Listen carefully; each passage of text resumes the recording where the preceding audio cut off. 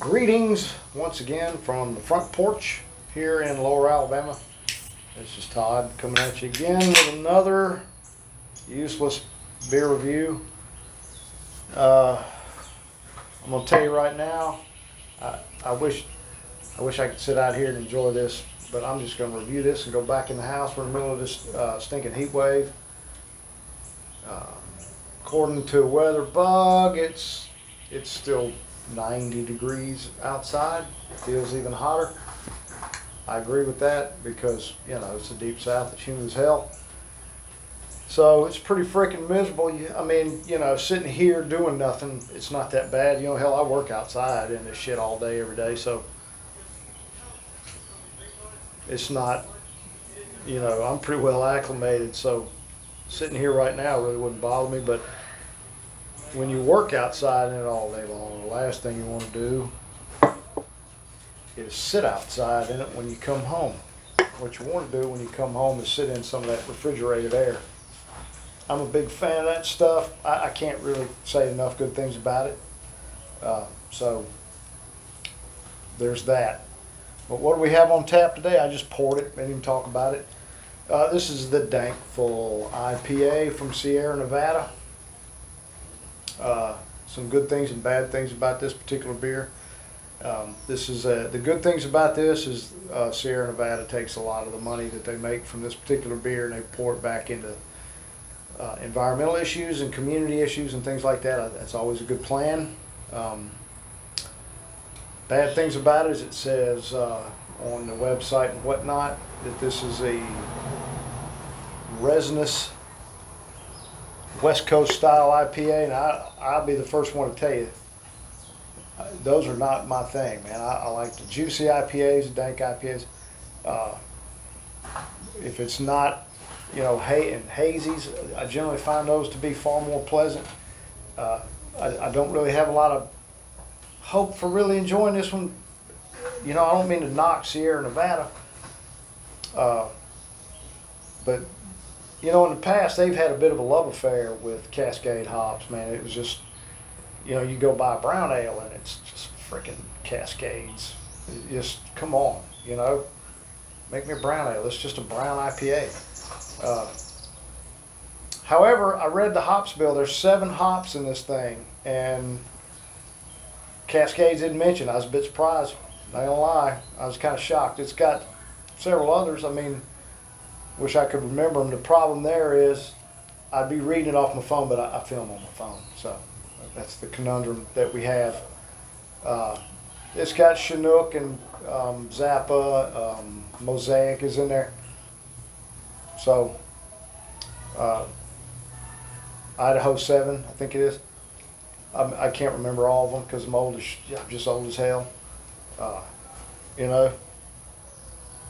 But look, it's really attractive, man. It's got great color. I mean, I like the color. It's getting late here.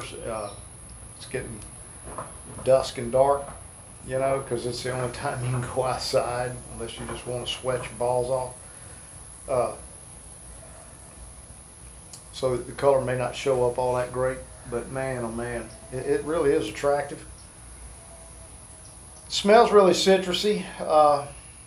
I don't recall seeing Citra in the list, but I could be completely wrong. I don't know. It is 7.4%, which that lends a little hope because generally speaking, if I enjoy an IPA, it's going to be 6.5, 7.5 in there because when they get lower than that, too much for me, too much of the malt and all of that has been fermented out, or there wasn't enough in there to start with. And I shouldn't say fermented out. Better your fermentation, you know, higher ABV. It just depends on your malt bill. But anyway, when ABV's low, it's just a glass of hops. I don't like those. You know, I like a little malt backbone. I mean, I preach to this every IPA review I do. You're gonna hear me say that, you know.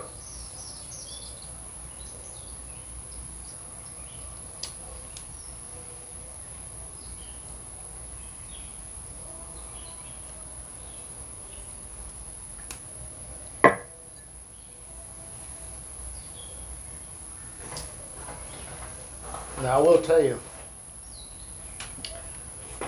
it is hoppy. I mean, it's 55 IBU on it. The bittering hops they seem to be all on the finish. I mean, this thing it is piney, rosiny, and all that on the finish. I mean, it is really bitter on the finish. It's not the bitter that I'm a fan of. However, you know, this one does have enough malt to kind of balance that out a little bit, but the malt is, quite frankly, getting its butt kicked by the bittering hops. It's citrusy and floral on the nose.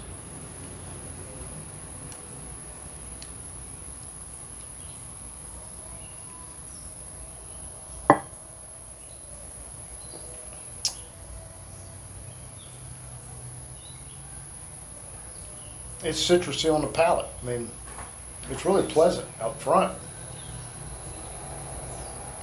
Once you settle into the finish, it's just, this is not my thing. Look, you hopheads will love this. There's no doubt about it. And really, if on the finish, if it was just a little bit backed off, I would really enjoy this more. It's not so bad. I wouldn't drink another one. I only bought one, so what are you going to do? There really is a lot going on in this glass. This is a pretty, you know, at the risk of sounding pretentious and futzy, this is a pretty complex ale.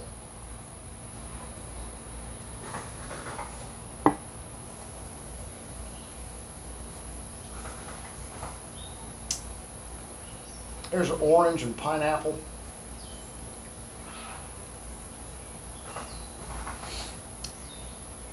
You know, you can't really just pick up malt much at all. It's more citrus, sweet citrus up front. It's not grapefruity like a lot of them.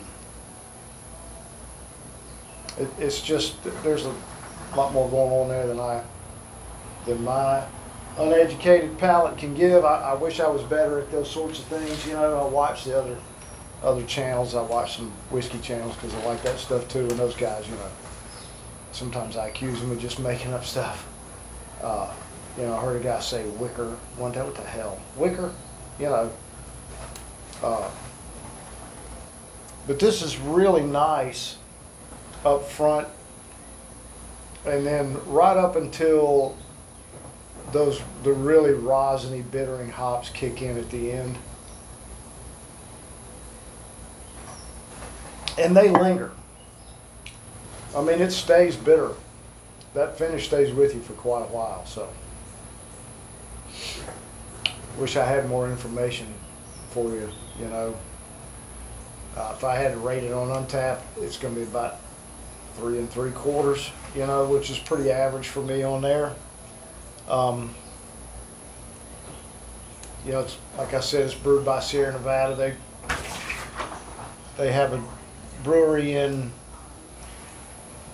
California and in North Carolina. They call it, I don't know what it's, River Hills or something in North Carolina. It's in Asheville, just be honest about it. I've been to Asheville. Fun place. If you ever get a chance, go. But anyway, I'm going to wrap this up like I always do, and ask that you please enjoy your adult malted beverages responsibly.